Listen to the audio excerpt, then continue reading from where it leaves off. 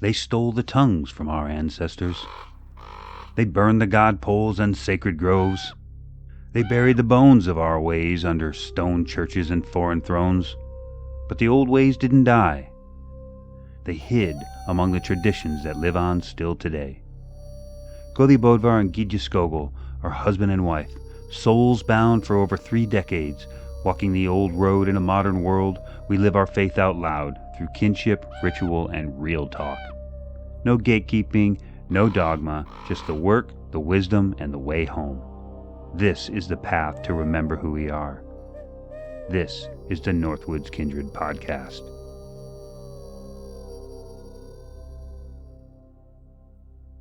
Hey everybody, welcome back.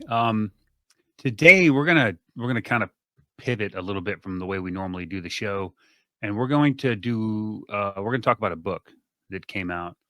So this pastor named Lucas Miles wrote a book called The Pagan Threat, Confronting America's Godless, Uprising. So right there on the title is a giant contradiction. And the rest of the book is no better. The foreword is by Charlie Kirk. And I want to say that I really, I liked Charlie Kirk. I liked watching his debates. I enjoyed the fact that he gave people in abject opposition to him a microphone and said, speak. I don't think he aired all the good conversations, just the ones that made him look good. I think that there's a lot of editing that went into that, but they were still fun to watch. And no matter what side of the aisle you were on, you could see, you could probably get some other points to either bias your opinion or to potentially evolve your opinion, right? So I think that it served a good purpose. However, I will say that in the beginning of this book, Charlie Kirk does the what's it called? Forward. The The forward. forward, yeah. So forward by Charlie Kirk, and it is inflammatory. It is absolutely ignorant, and it shows zero knowledge of pagan practices or paganism in general. Least of all Asatru, which he doesn't actually reference. He kind of goes really deep into some other just weird stuff. But it's inflammatory and it's abusive of the platform that he's given by having the introduction to this book. But I don't think that Pastor Lucas Miles gives a shit if it's inflammatory. I think that's his whole goal. Yeah, that's what he was going for. So basically, we read the book so that you don't have to. So we're going to go through it chapter by chapter, and we're going to give just a brief outline of what that chapter entails, and then a little quick rebuttal to it, and then move on to the next one. If not, we'll be here for hours and hours. If we were to confront every single inaccuracy and bullshit lie and propaganda that he spills in it. But yeah, so without further ado, let's do it. I do have notes too, so we could keep this thing nice and clean. So the new book calls paganism a godless uprising that's threatening America. Yeah. No mention of the harm that the church itself does, but we'll get into that as we No mention of that. Only that that. paganism is everything that's wrong in the whole world, and that they're going to take it back with force if necessary, right? So that's kind of like the gist of it. They're obviously militant.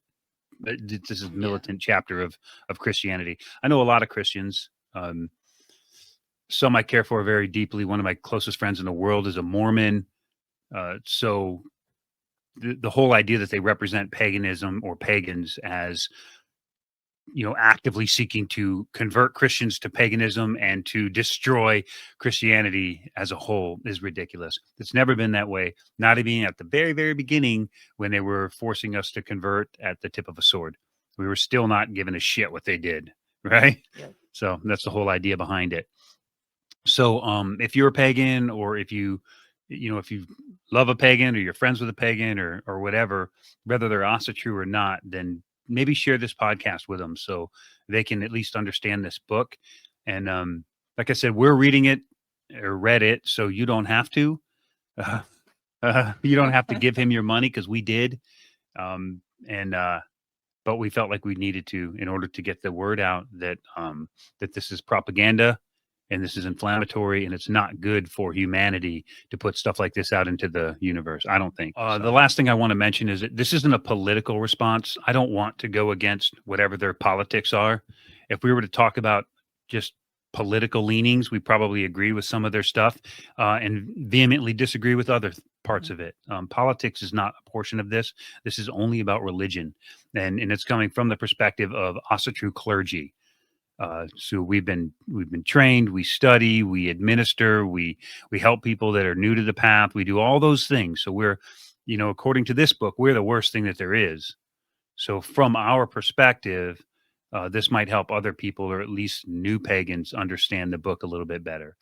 Kirk claims America is falling back into ancient evils, that pagan gods have returned disguised as modern ideas like progressivism, tolerance, or identity politics.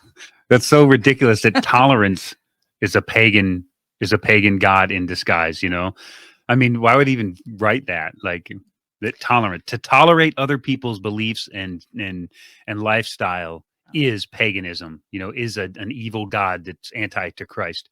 Christ was all about tolerance, right? Yeah. Look who he hung out with. He didn't hang out with he'd probably feel more comfortable, truthfully, if he came back. For one, they wouldn't believe him.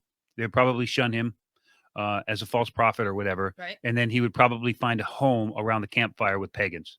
Most likely. 100%. If Christ came back and walked the earth today, doubt. he would be he'd be more comfortable sitting around our campfire than he'd be sitting in a pew or on his knees praying to a statue of himself. Idol worship, paganism, right? Oops. Did they idol worship in a church? One thing Kirk does is he tries to position is the forward to set the book off. He tries to say that paganism is under siege, or not paganism, but Christianity is under siege from the demonic pagan revival. So the whole idea that they think that it's all demonic proves right out of the gate that they have no understanding of paganism whatsoever, what it's about, who's practicing it, or the reasons why they're there in the first place, which a lot of it is they were driven away from the church because of the church, not because other people. They weren't lured away by other pagans. They were driven away by the same people that they're trying to emulate right now. So, and his tone is very militant. It's very threatening, and it essentially sets the stage for spiritual warfare between the Christians and the pagans, which I don't think is necessary. No, it's not. So it shows a total misunderstanding of what pagan even means, really, in general, much less Asatru, which is a little bit more. I think Asatru is a little bit more of a formalized section of paganism. I know that we tend to be like, no dogma, down with dogma, but there's still a little bit more of a formalized belief system. We have a structure of gods. We have a generally agreed upon set of rituals that we do. Yeah, everybody always thinks that paganism is godless, and like there's so many deities that we turn to in times of need, and ancestral veneration that we do that doesn't seem to be very prevalent in other faiths. Yeah. I mean, there's so many practices in Christianity that come from us anyway. And I'm not going to go into the old Christmas is a pagan holiday and Easter and none of that shit. But the simple things like sitting on your parents' grave and talking to your parents, that's mound sitting. That's an ancient pagan practice. To go visit your parents' grave and sit down, deliver some goods to them that they obviously can't receive because they're dead and they're in the kingdom of heaven, right? So they can't receive flowers and coins and mementos.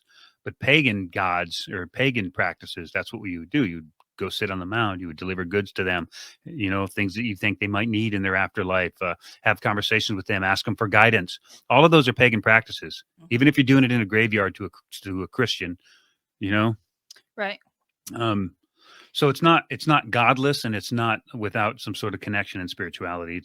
It's deeply spiritual, very reverent, and it's bound by ancestral values that are passed down through family lines.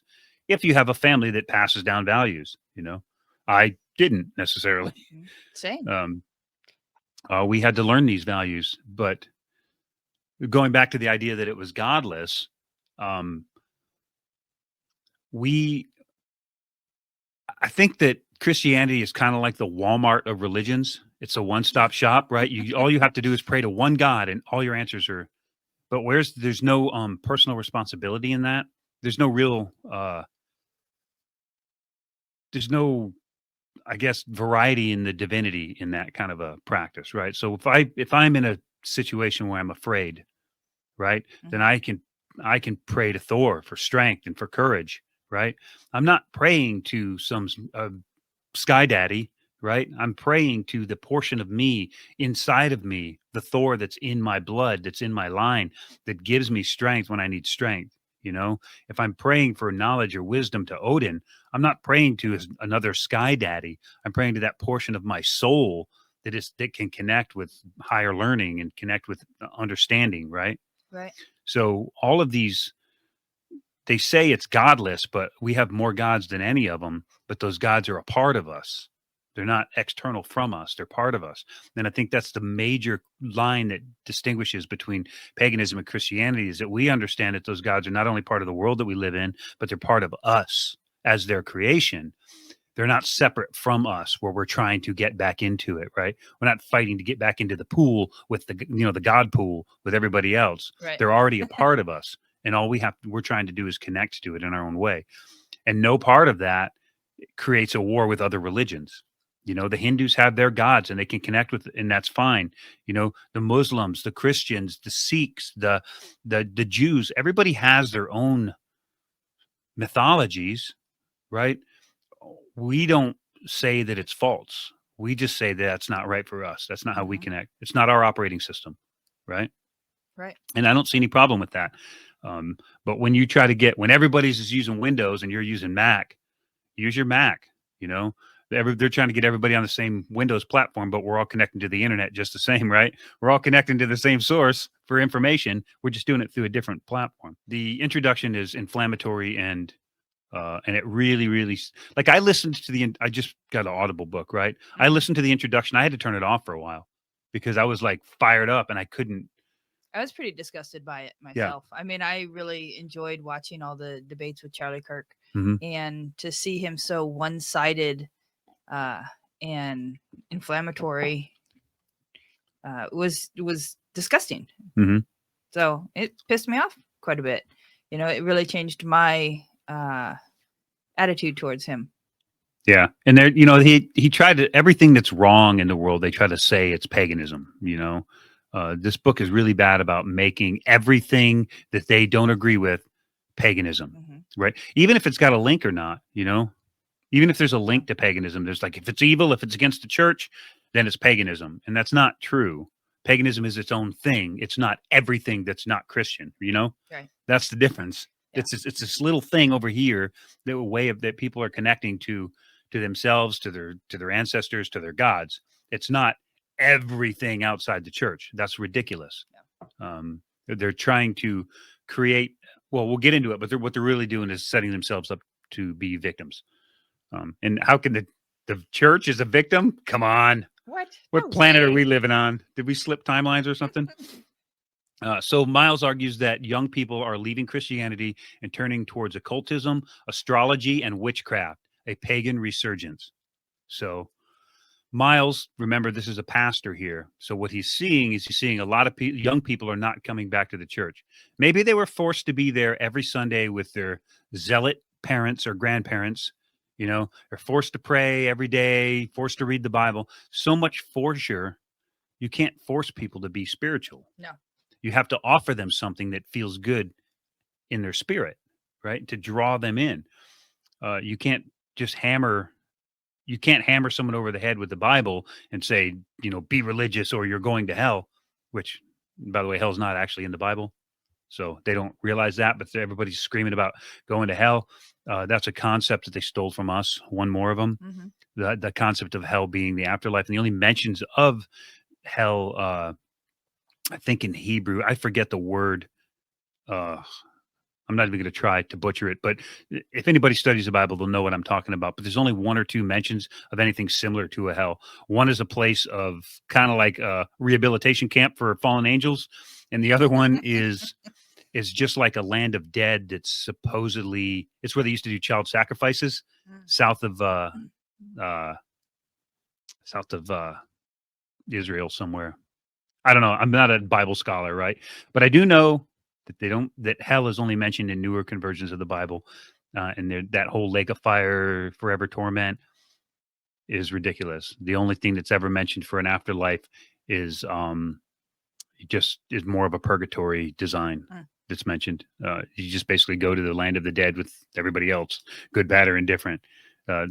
Those ideas of all that afterlife torture, like it's ridiculous anyway to just think about. Think about the idea that that you're on this planet, right, with very limited information. You're essentially just dropped into this dipshit world with no information, and all you can learn from are the shit that happens to you, right? Like from the time you're a baby to the time you're an adult, everything you learn is from shit that happens to you. Okay. That has, you make decisions, right? But you don't really have a lot of control over the world at large.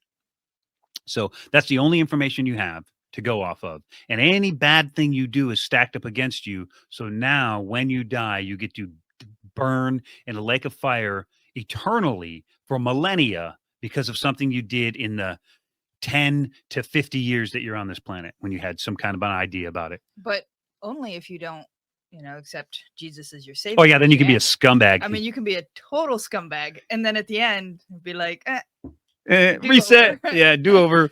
So you tell me that system's not rigged in favor of Christianity. That's such a ridiculous comment. Bullshit. It gives you free reign to live your life as scumbags. As a scumbag, yeah, free reign to, and we know them too. Oh yeah, they put on their Sunday best that they got at Goodwill. Put a couple bucks in the passing plate. Yep, and then they go home and get drunk and beat their wives and do all that other trash that happens. One of the key moments that I remember from back when I used to be a Catholic, so before I left the church, nobody drew me out of it too.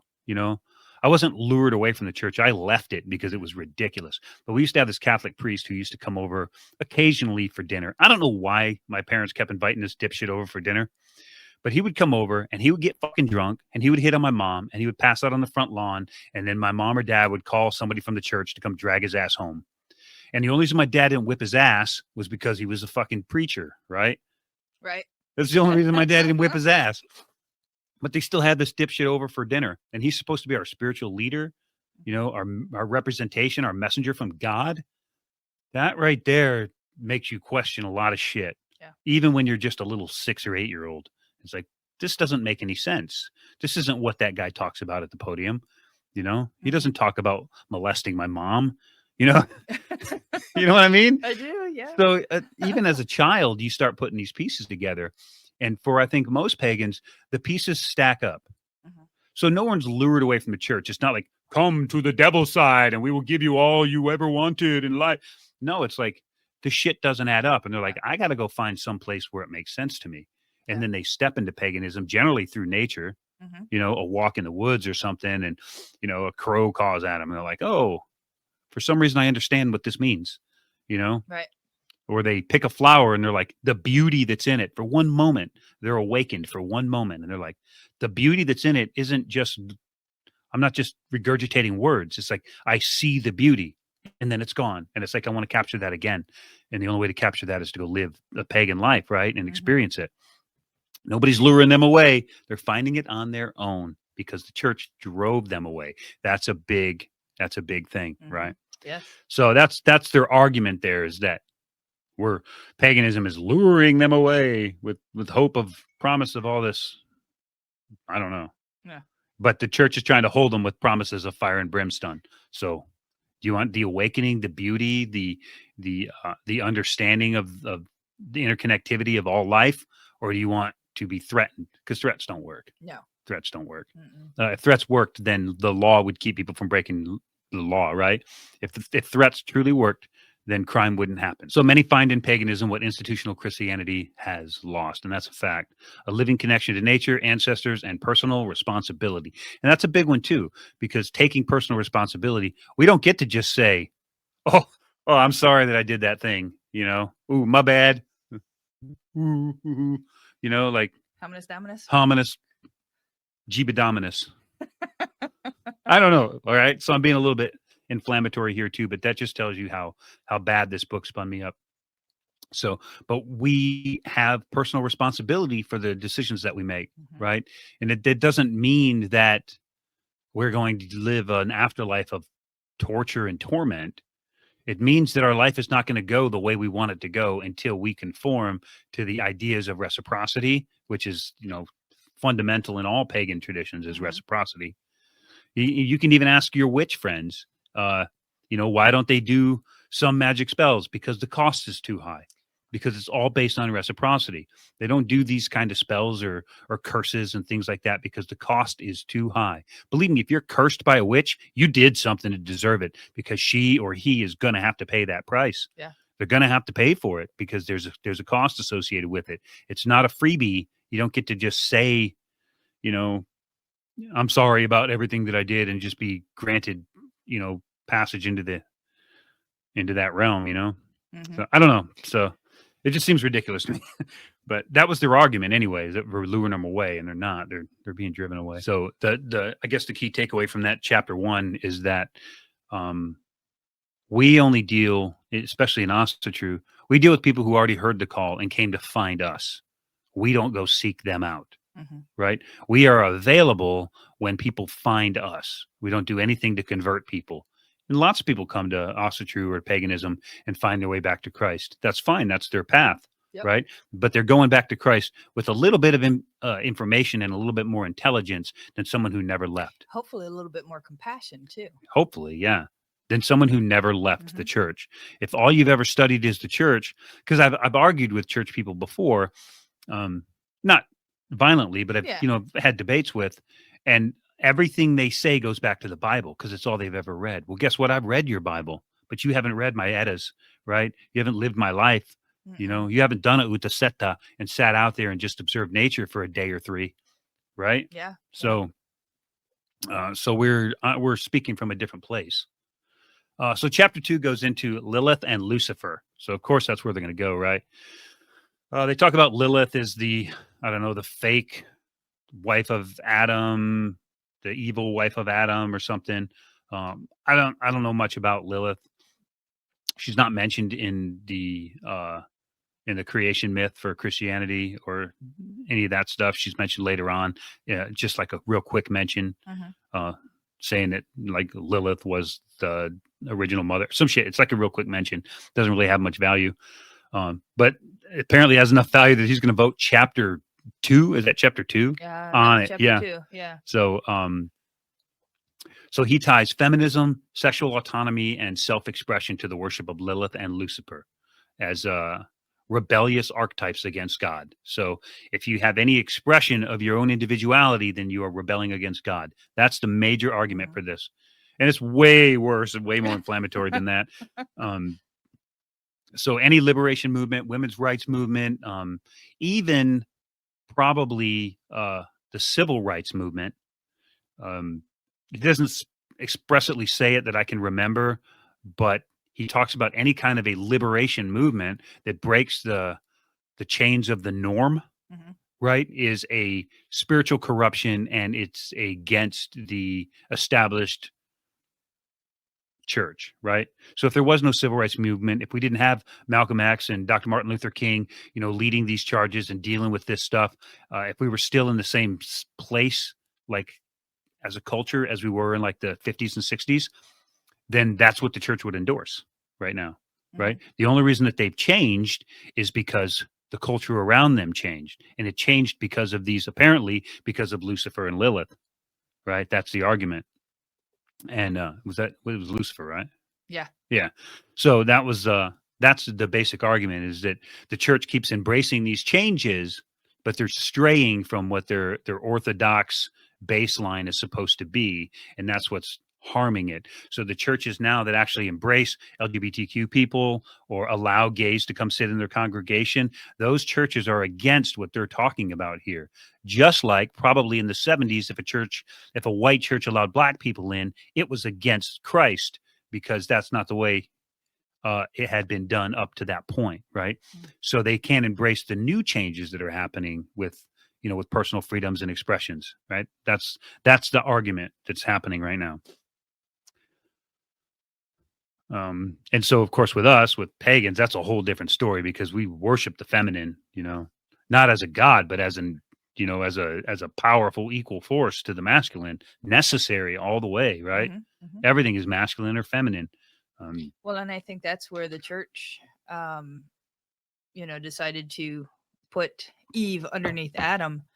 I mean, women have such power. We bring life into this world. We carry people inside of us, and we're able to nourish them.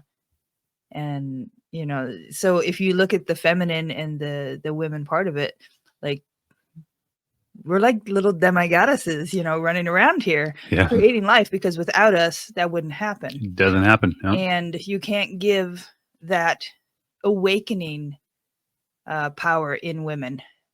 The church does not like that. No, it doesn't. And it took that away, because there's actually some schools of thought that say that prior to the masculine dominance of the planet, that most tribes were led by the women, that there was a feminine dominance, and it was almost a masculine uprising that's lasted, millennia after millennia now, because they lost the reverence that the feminine had, the authority that the feminine had as the grandmother, as the mother, as the creator of life. They lost it all. Yeah. I mean, it's even in the animal kingdom, a lot of herds and packs are led by the female. Yeah. That's because they didn't eat the apple and get the knowledge of good and evil, apparently, right? Because the animals don't know what they do is good or evil. They just do what's natural. People know that what's natural may not be what's good or bad, right? And that's a crime against nature, which is ridiculous, because nature doesn't have crimes against nature. I don't know. Anyway, too much of a tangent. So in the Norse cosmology, which is what we're, the most experienced with, you have Frigg and Freya and Idun. We have these goddesses that they're strong and they're powerful and they're venerated separately from the gods. They're not subservient to them. And in fact, in a lot of cases, Frigga will run trains around Odin. She will manipulate him, the wisest, the king of the gods, the chief of all, right? The creator of heaven and earth. And she'll run rings around him when it comes to getting what she needs by manipulating him, right? So we can acknowledge that there's special skills that the feminine have that the masculine don't, and you can't just apply. You just can't apply that to just one holy of holies, Going back to Frigga running trains all over Odin. I mean, you have to also give it to Odin too. Like, she gets him pretty good a couple times, and he's not like, boom. Yeah. He's not after into stay in your place. Like, you're not damned for all eternity because, you got one over on me. Like, good job, Well, I think that's one of the key things is that the pagan gods all have faults. They all have a human element to them. They're not like this omnipresent, omnipotent creator of everything, and it's absolutely flawless. If God was flawless, we wouldn't exist, right? But my biggest thing with the whole idea of God and all of this worship of Jesus and the Christian God, right? As they're fond of saying, the one and only true God or whatever, something like that. One and only true living God. Yeah, some ridiculousness. My problem is that you have to worship him, right? You have to worship him if you are to get into the kingdom of heaven.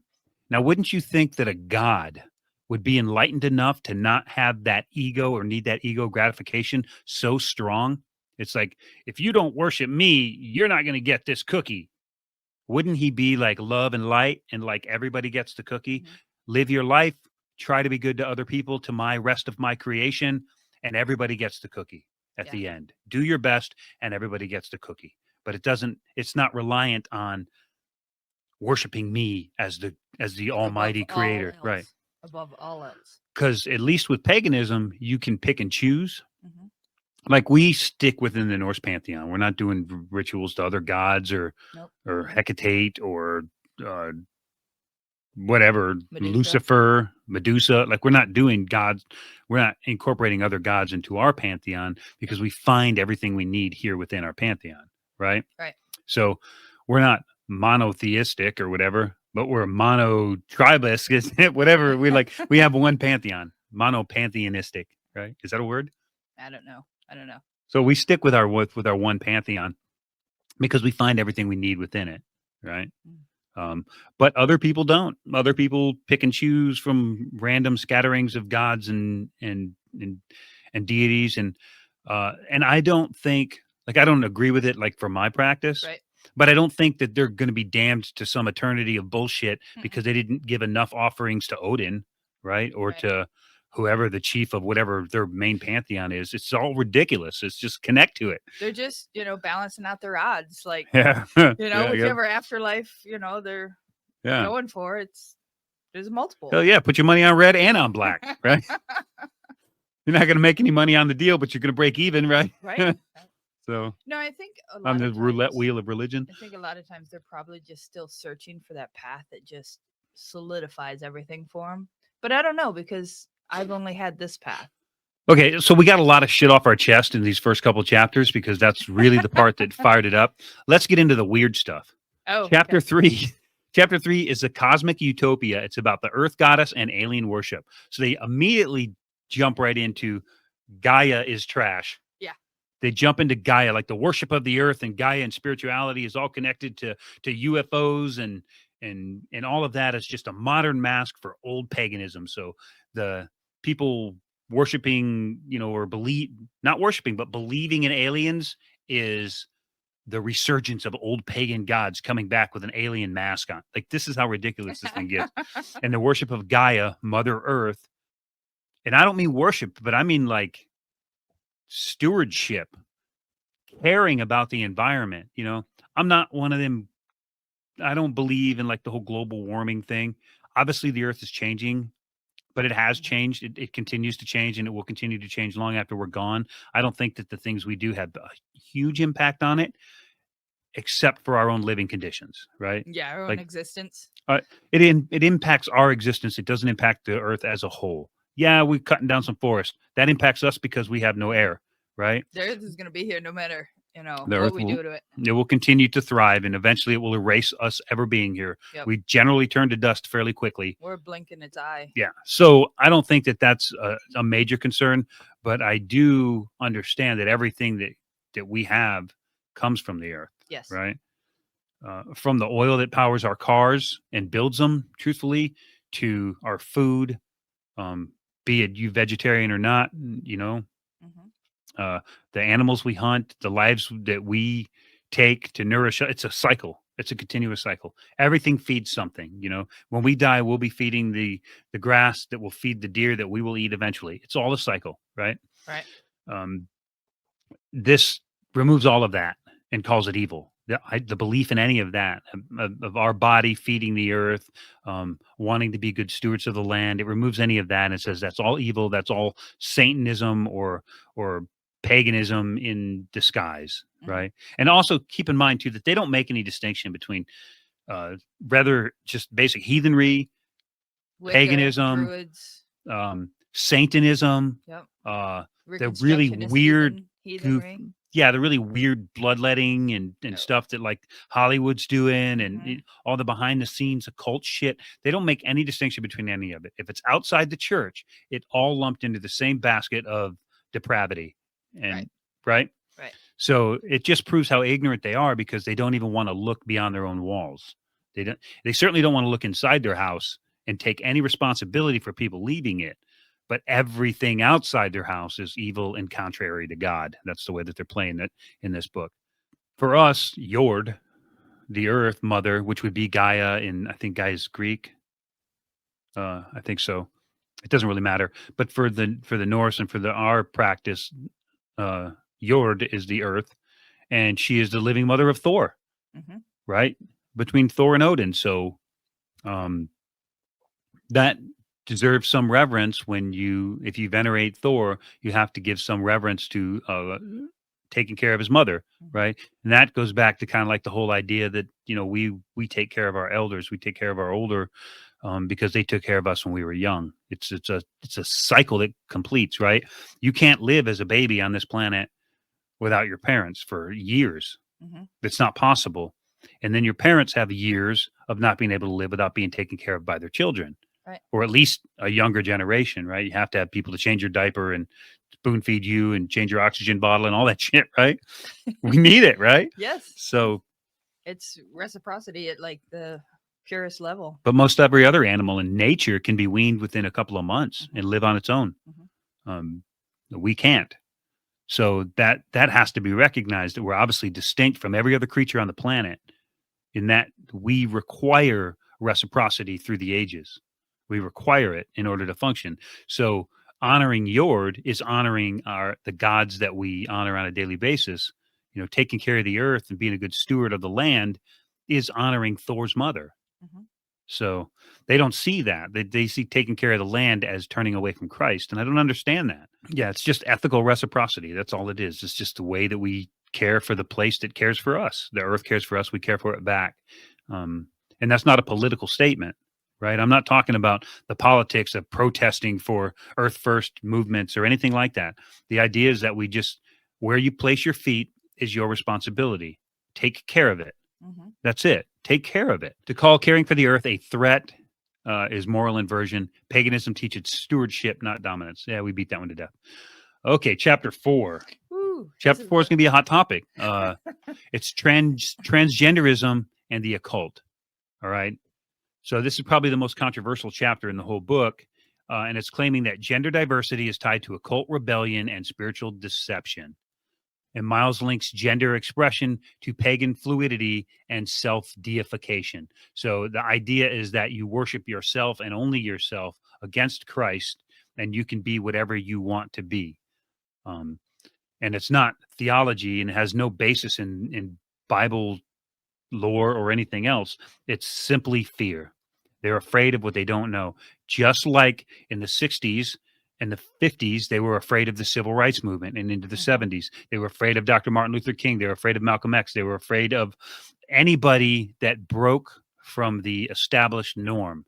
Uh, we're in one of those turbulent cycles now, Yeah, right? anybody that will wake up and ask questions and pull themselves out of the mold that Christianity pushed them into.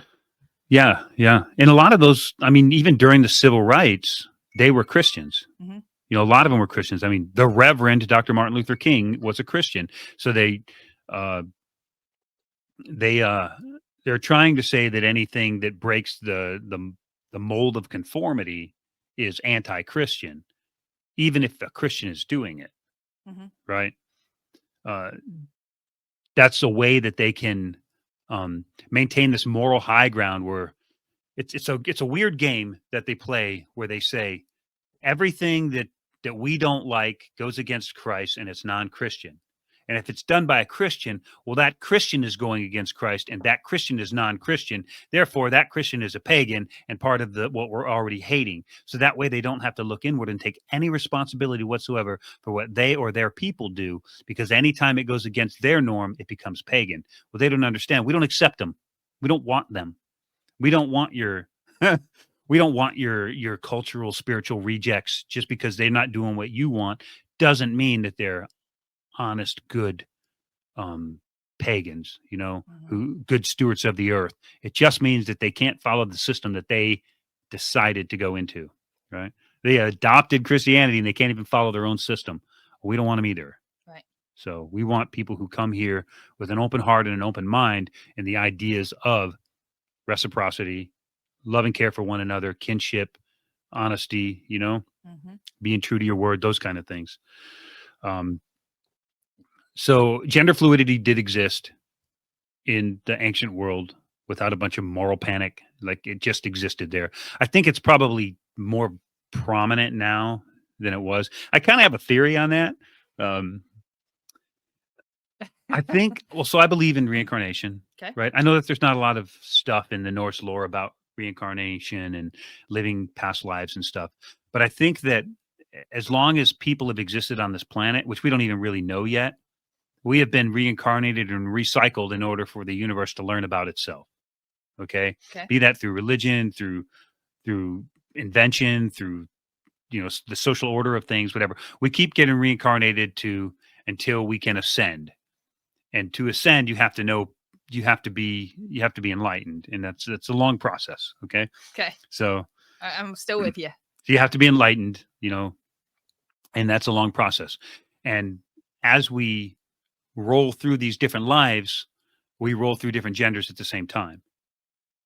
So past lives, it's any metaphysical people know that past lives will leave markers on you. Sometimes you'll have a birthmark where your death wound was from your previous life, things like that. So your past life leaves markers on you. If you've been through so many iterations and so many past lives, why wouldn't you end up in a male body and think that, and feel like you're female, right?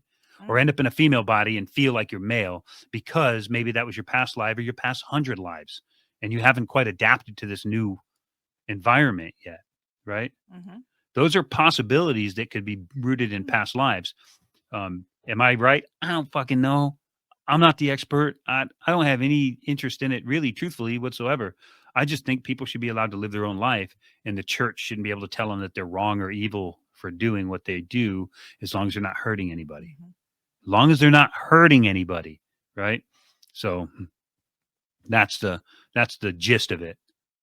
Anyway, according to the book, it goes on and on and on about a whole bunch of stuff, and it just makes a bunch of ignorant points that just proves that it only talks to the mirror, right? Yes. It's one preacher talking to a mirror about, he's arguing with himself about what he thinks, and there's no counter arguments whatsoever anywhere in it, which is kind of doesn't reflect really well on Charlie Kirk, because he built his reputation on counter arguments, and he did not counter this at all. All he did was jump in at lockstep,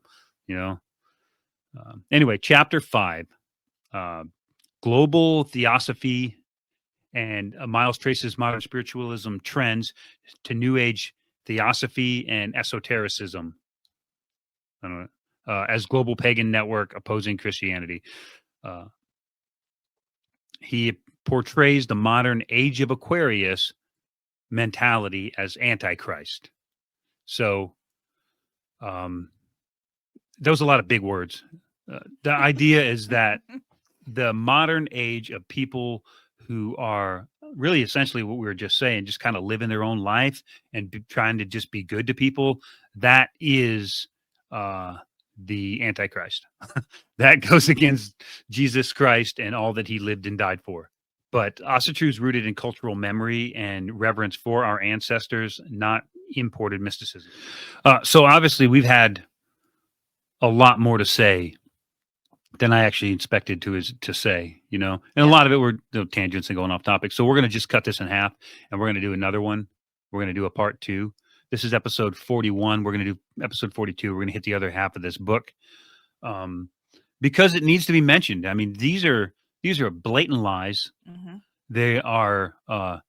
It's not. I mean, it's right against their own book, right? Thou shalt not lie, right? So they can't. Right out of the gate, this is all just lies. And I don't hold it. I'm not trying to create a war with, with people who respect Charlie Kirk or with this Miles guy. The truth is they're ignorant. They're very ignorant. And they're capitalizing on that ignorance by writing this book, by inciting essentially a rift between Christians and pagans. And in my experience, I know a lot of pagans who are married to Christians. They raise their kids with both, and the kids have choices on how they grow up and what they're going to be. My mother was Catholic. I was raised in a fairly religious household. You were raised in an extremely militantly religious household for a while. Yeah. So we've all had those experiences. So we're not trying to incite some war between the religions. We're trying to calm the waters. Right. Though this book exists only to rile people up, give them bad information and shitty talking points so they can argue for Christ, and it gives them absolute authority to go out and wage war against pagans. And when I say wage war, I don't mean grab the machine guns and burn down houses, but I mean protesting their rituals, their public gatherings and public spaces, to harass them for wearing emblems of paganism out in public. No God gives you the authority to harass other people like that, right?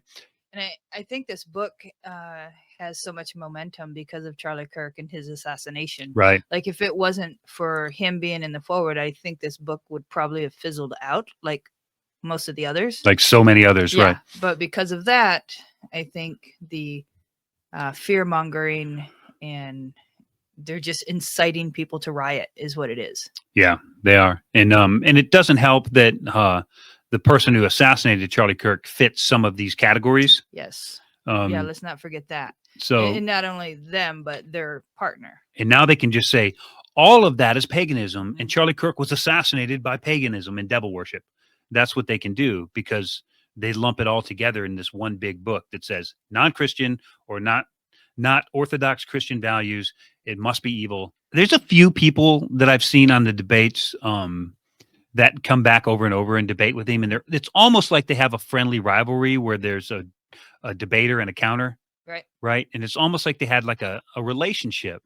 And that I think was probably the most valuable part is when you see that, when you see somebody who is not militant left, but had left ideas and could argue them intelligently with someone who's so far right, like Charlie Kirk, and the two could get along and probably have a coffee later, and really discuss, dig into their ideas. I love the open conversation and stuff.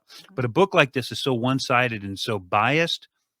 I just find a hard time to believe that Charlie Kirk participated in something like that. It was so biased and one-sided. But we do know that he was a zealot anyway. Right. But you kind of almost wonder if some of his words were taken out and, to fit the narrative of the book. The guy obviously wanted to sell the book. But I'm not sure the published date, like if it was published before or after Charlie Kirk was killed. It was published before. Before he was killed. So Charlie would have had to have a say in that. I believe this was published like September 16th. Well, anyway, that doesn't really matter. The point is it's very inflammatory, and we're just going to counter that. And I'm not trying to pick a fight with Christians, although I'm going to dig on them a little bit, but I dig on my pagan brothers and sisters too. So they're just going to have to live with that's what friends do, right? I spent most of my adult life in the Marines, and believe me, if you have a fault or a thing, we're gonna exploit it, right? We're gonna bust on it. We're gonna have fun with it. But I will end this by saying I don't hate Christians at all. Not any version of Christianity do I hate, except there are some like that Westboro Baptist Church people. Yep. Like those people get no love from me. But I'm not going to hunt them down and burn their churches either, right? I'm just going to avoid them. And we have those people in paganism too. We have those organizations within our own that we will not deal with or relate with either. Right. And that's where people should look within their own faith and take care of those people that are misrepresenting it. Really? Before they go to bring it on our doorstep. For sure. Instead of saying everything is paganism and everything is an evil contradiction of Christ and should all be wiped off the planet violently if necessary. Where have we seen this before? Clean your own house. Yeah, clean your own house, buddy. Clean your own car, Like look around your own house and find those people that are going against, if your church was clean and above reproach, then this would be a whole different conversation. But you can't say, look what they're doing over there. No, don't look. No, not behind. No, this is different because this is for Christ. But look what they're doing. You can't do that. It just doesn't work. It doesn't work in this world, not with so much visibility on everything. Because you can't hide it anymore. The church, you have a priest or a father or something does some sketchy shit. They don't discipline them anymore. They move them to a different church. Well, guess what? We can see that now. We see it now. Everybody knows. Everybody knows that you just move them around. There's no hiding it anymore. This isn't the 50s where they can disappear. They can go 2 states over and nobody will ever see them again. Yeah. Yep. The modern world has changed all of that. So you actually have to be a good person. What? No way. Try that one on for size. So anyway, we're wrapping this up. No hate on the Christians. This particular Lucas Miles, that's his name, right? This particular Christian is trying to incite violence between Christianity and paganism. Don't take the bait, guys. We're better than that. We're better than that. We can be pagans. We can honor our gods. We can honor Gaia or Yord or the earth, or we can have spiritual relevance. We can have ancestor veneration, and we can honor the land. We can honor where our feet are on the earth and take care of it. And none of that is evil, and none of that is against Christ. If that's against Christ, then they've lost the word. They've lost the word. So that's my take on it. Share this with Lucas Miles. I don't care. Let him see what pagans really think of his work. And I know he doesn't care, because that's the whole idea, is to incite violence and inflame the situation. And I'm telling you, as fellow pagans, don't take the bait. Let this fizzle out. Let them get worked up. Let them get high blood pressure, and let them get spun up over this and do violent acts and violent things. And let's meet that violence with love, kinship, and acceptance, just like we treat each other. And if we can do that, then we will show the world that paganism is not what they say it is. And you'll see even more people flock into our ranks, because they'll be like, I don't want to be on that side. Those people are obviously wrong. They've created all this violence against these people just minding their own business. And I don't want to be a part of that. So this isn't the Inquisitions anymore. This isn't the time of, 1 or 2,000 years ago, when they were rolling around with swords and wiping out villages. And there are witnesses now, buddy, right? Mhm. People see it. People record it. These things can't be, it's not just the word of the dominator. It's the word of all the witnesses that has value now. So, ranting again. Anyway, we love you. Stay pagan. Don't take the bait. Stay healthy. Stay good to each other. And we'll see you guys on 42, where we wrap up the rest of this book. Dorvigi. Dorvigi.